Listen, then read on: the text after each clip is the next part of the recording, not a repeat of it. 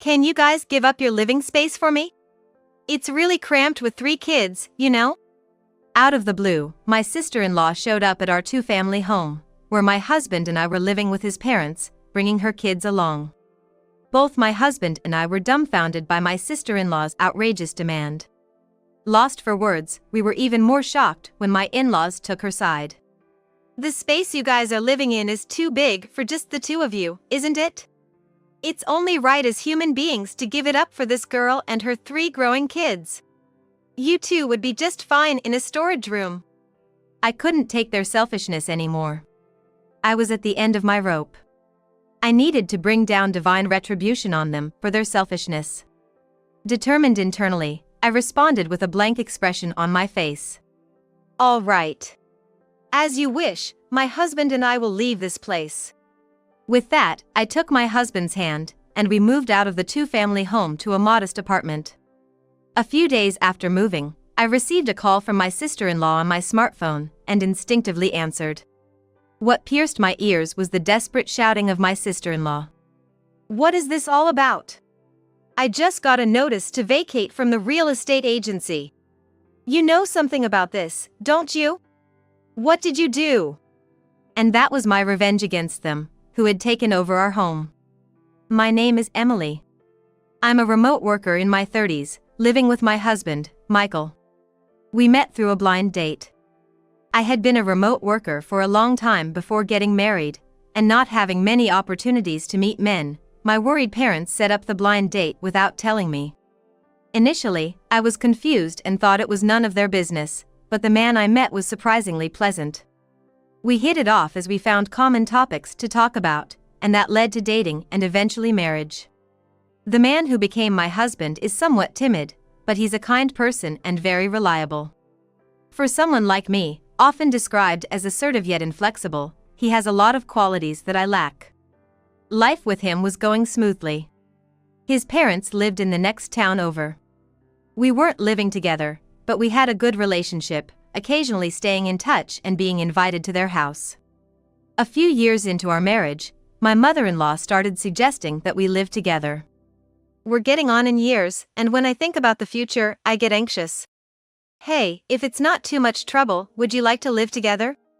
She said it lightly, without pressuring us, but the in-laws started bringing up the topic of living together more frequently. I understood their concerns about living alone at an old age, and thought living with them might be a good idea since we had a good relationship. However, my husband seemed to have some reservations. Michael, are you against living with your parents? No, I think it should be fine. His indecisive attitude was typical, so I didn't think much of it. Little did I know that this would lead to such a catastrophe. One day, while living a peaceful life, tragedy struck. My parents were involved in a car accident and passed away suddenly. The suddenness of it all left me in a daze. Being an only child, with no close cousins or relatives to rely on, I had no time to grieve as I had to arrange the funeral and deal with other matters. My grandparents had already passed away, so I inherited all of my parents' assets, including a significant amount of money, as well as their house and land. However, I couldn't bring myself to be happy about it due to the grief of losing my parents and the busyness of handling their affairs. My kind husband supported me through it all, staying by my side. And my in-laws also empathized with me, as I couldn't easily express my feelings. Emily, it's okay to cry when you're sad. You suddenly lost your parents, and it's natural to be sad. There's a lot to do, I know, but you need to accept your feelings first. Hearing my mother-in-law say this made me realize that I hadn't cried since my parents passed away. And finally, I was able to cry my heart out. After my parents' funeral and settling the inheritance matters, my in-laws started to visit our house more frequently and bring us gifts. If it bothers you, feel free to tell us, okay? My mother-in-law said this with a wry smile, but I felt truly saved by the presence of my caring in-laws. Gradually, I came to think of them almost like my own parents. Then one day, as usual, while having tea and chatting at our house, my mother-in-law brought up the topic of living together again after a long time. Hey, about living together, even though you have Michael, you must feel lonely without your parents, Emily. Would you seriously consider living with us? We really want to live with you and Michael. Of course, it's fine if you want to wait until you're ready, but could you start thinking seriously about it? Their earnest proposal warmed my heart. After they left, I consulted with my husband who had just returned from work. Your parents suggested living together again.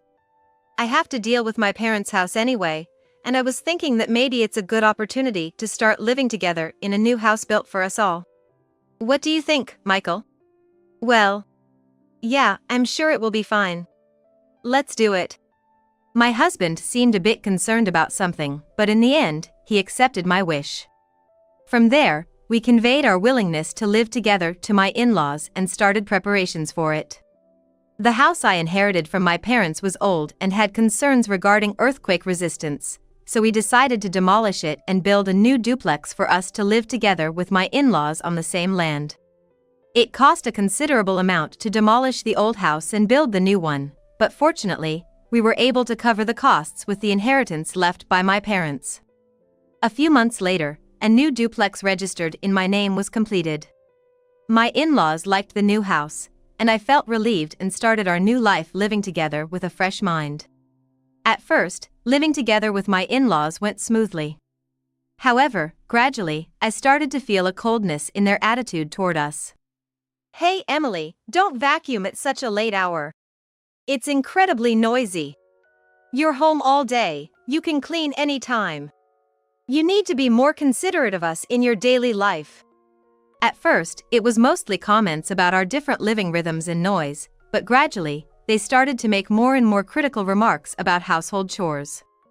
It was nice of you to invite us to dinner, but this food, it's quite plain, isn't it?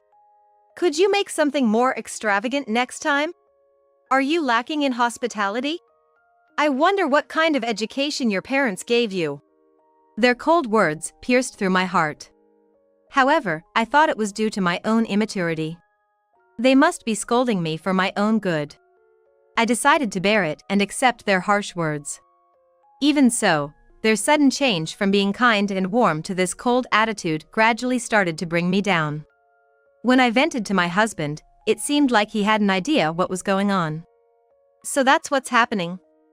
No, Emily, it's not your fault. You're doing your best managing the house while working, and you're the ideal wife for me. So, don't let anything they say bother you, okay? My husband's smile and kind words healed my wounded heart a bit. However, he also seemed to find it difficult to speak up or go against his parents, so the fundamental issues remained unresolved.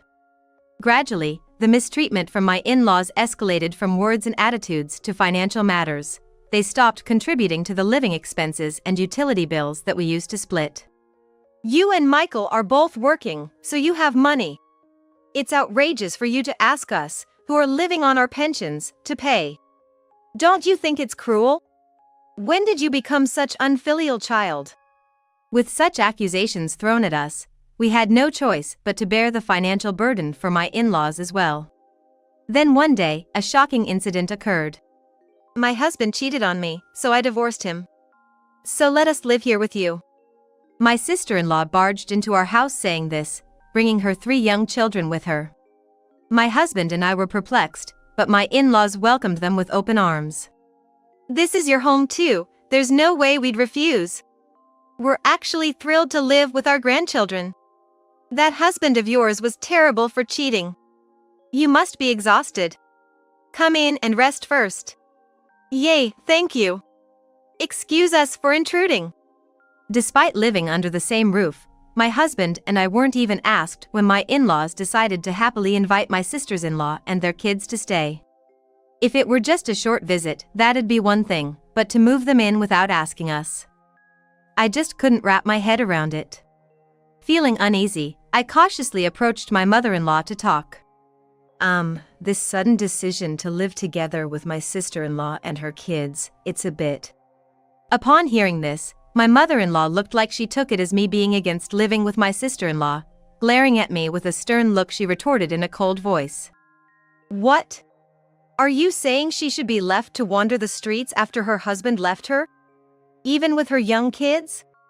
I can't believe how cold-hearted you can be. Are you even human? She spat out these words. Panicking, I tried to explain myself, but she was having none of it. No, that's not what I meant. If we are going to live together, I wish you would have asked for our consent. What's the difference? You just don't want to live with them, that's clear. Besides, they are going to live in our part of the house, so we don't need your agreement. Just mind your own business. Saying that, she firmly shut the door leading to my in-laws' living space, leaving me standing there utterly flabbergasted. I was left feeling stunned by the irrational behavior and justifications of my sister-in-law and in-laws. Living with my sister-in-law and her kids, which started so abruptly, was frankly a nightmare. Her kids would freely enter our living space, running around, making noise, and sometimes breaking things. They didn't listen no matter how many times we told them not to come into our room, and my requests for my sister-in-law to scold them were bluntly dismissed. What? Can you not interfere in my family's matters? And don't you dare scold my kids. It's not that I'm scolding them, I just want them to learn some basic manners, like not going into other people's living spaces carelessly, and not making noise in someone else's house. That's rich coming from you. Living in this house, thanks to Mom and Dad, and now acting all high and mighty. With her face turning red with anger, she shut the door leading to my in-laws' space once again. It seems she has misunderstood that the house is owned by my in-laws, but I couldn't find the courage to correct her. In the end, nothing changed about the kids' behavior.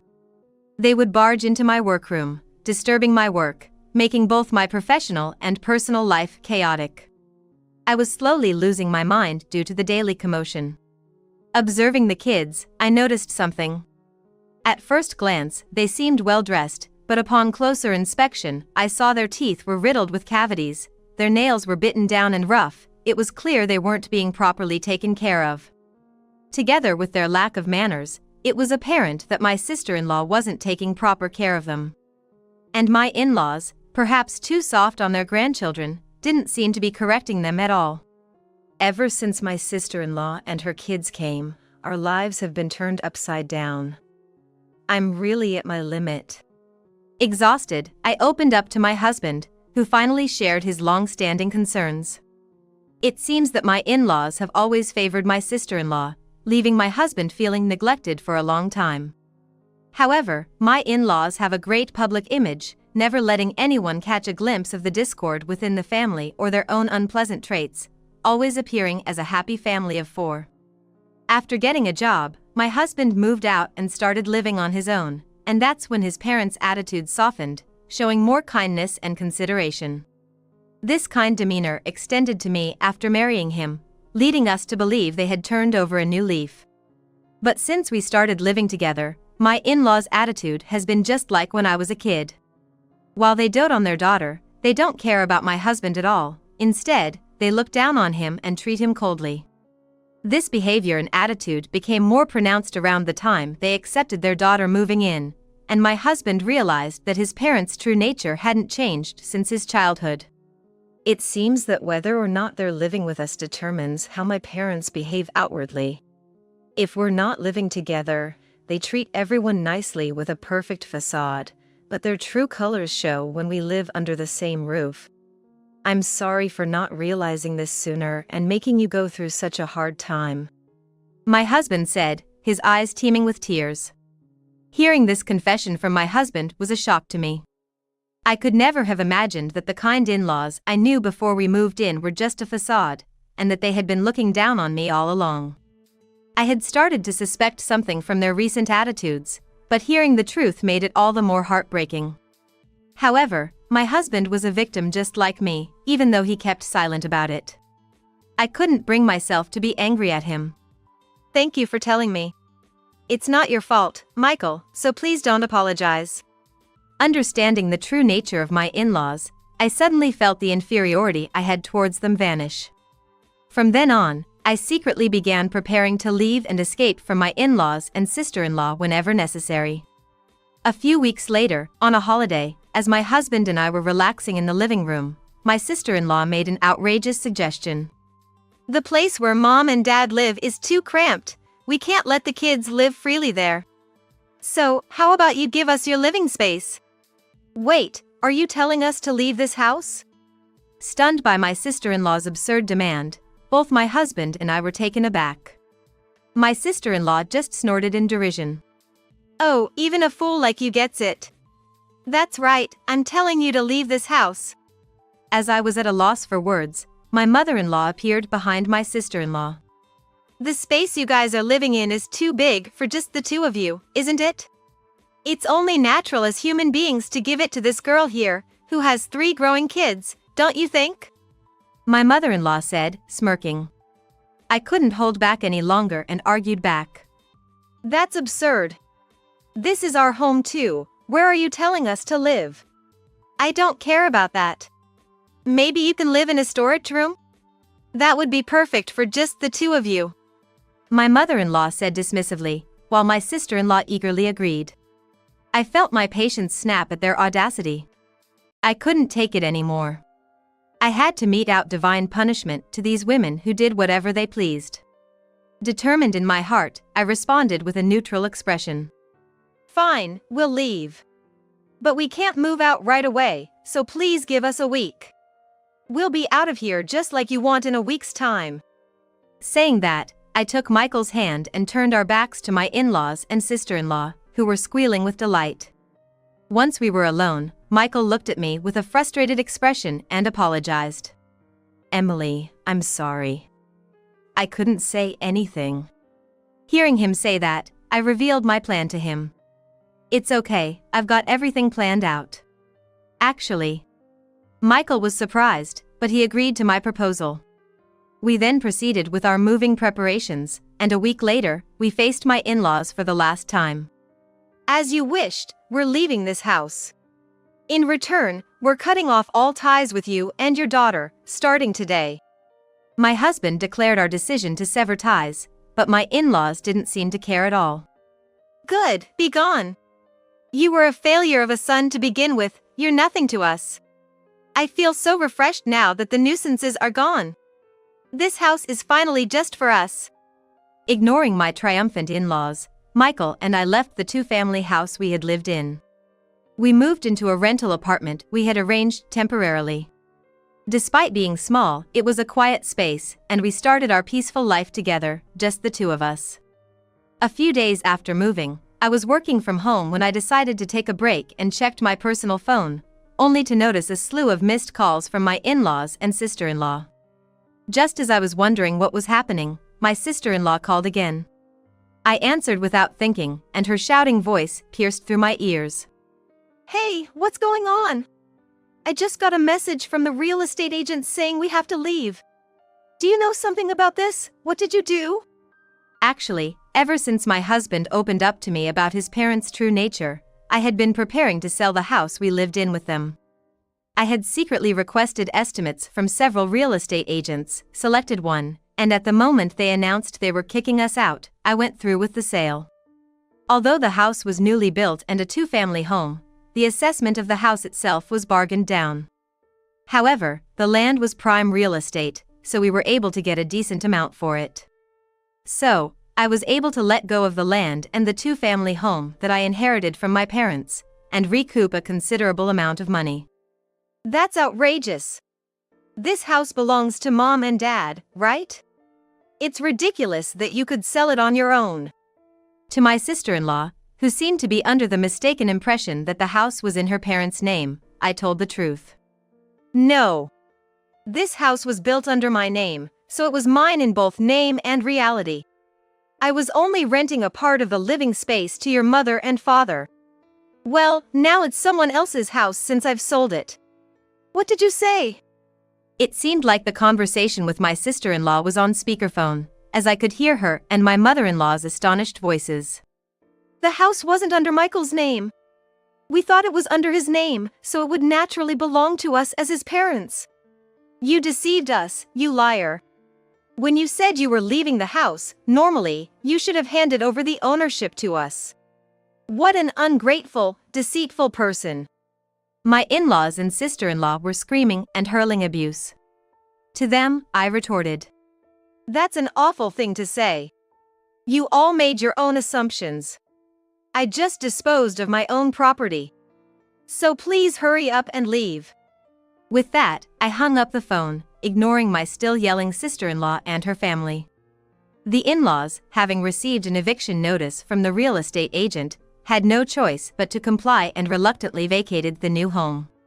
Rumor has it that, having nowhere to live, the in-laws and sister-in-law's family started living in an apartment. However, the children's pranks and noise were so bad that the neighbors constantly complained. Because of the numerous complaints and the severity of the pranks, the landlord couldn't stay silent, and it seems they were kicked out of the apartment in less than a month. Once again without a place to live, the desperate in-laws stormed into my husband's workplace. "Bring out Michael. We are his family, and we have something to talk to him about." Realizing that this was no small matter, the receptionist at the company held my sister-in-law and her family back while discreetly contacting my husband. After receiving the call, my husband explained the situation to his boss, called the police, and had my in-laws and sister-in-law restrained by the police when they arrived. It was after the police arrived that my husband showed himself to his parents. Seeing my husband, my in-laws and sister-in-law, even while being taken away by the police, resisted fiercely and yelled at him. "You ungrateful brat! Because of you, we lost our home. Take responsibility. And calling the police, are you out of your mind? How could you treat your own family like this?" Facing his desperate parents and sister, my husband calmly declared, "I don't have parents or a sister. I used to have people who were my parents and sister, but I cut ties with them a few days ago. You and I are complete strangers now. I simply asked the police to handle the disturbance in our company's lobby. Is there a problem with that?" "What?" At my husband's words, my in-laws were left speechless. While my sister-in-law, until the very end, screamed, "You traitor! You heartless man!" However, she was eventually shoved into a police car and taken away. While my in-laws and sister-in-law were being interrogated, we met once with my sister-in-law's husband and his parents. From what we heard, it turned out that my sister-in-law was the one having an affair. Moreover, it was her husband who had asked for the divorce, and they weren't officially divorced yet. Considering the whole police situation, my sister-in-law's husband demanded a divorce again. Reluctantly, my sister-in-law agreed, and their divorce was finally finalized. After the divorce, the custody of the children went to my sister-in-law's ex-husband. My sister-in-law's ex-husband, after taking custody of the kids, seemed to have straightened them out with the help of his parents. I've heard they've become very well-behaved children now. After everything that happened, my in-laws and sister-in-law only received a stern warning and were released, and it appears they have started living in a run-down, cheap apartment. It turns out that while living with us, they had been spending lavishly on luxury items while making us pay for living expenses and utilities, which resulted in them having almost no savings left. My sister-in-law, unaware of this situation, was furious. "What the heck is this? I wasn't informed about any of this. I was counting on your money for alimony and living expenses. That's none of our business. You're the one who cheated and got a divorce. You should pay your own alimony. You've got no one to blame but yourself. You damn old hag." Even my in-laws, who used to spoil my sister-in-law to no end, seemed to have run out of patience. Now they reportedly argue about money every day.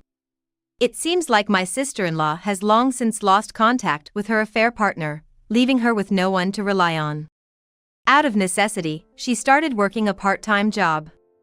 However, she seems to be causing a lot of trouble at her workplace, and it's only a matter of time before she gets fired. Despite all of this, my in-laws haven't managed to shake their habit of wasteful spending. They're scraping by, living paycheck to paycheck, with no hope of saving any money, and their financial situation is only getting worse. They're even close to being evicted from their apartment due to unpaid rent. Hearing about the downward spiral of my in-laws through the grapevine, my husband and I used the money from selling the land and two-family house to buy a small, cozy single-family home.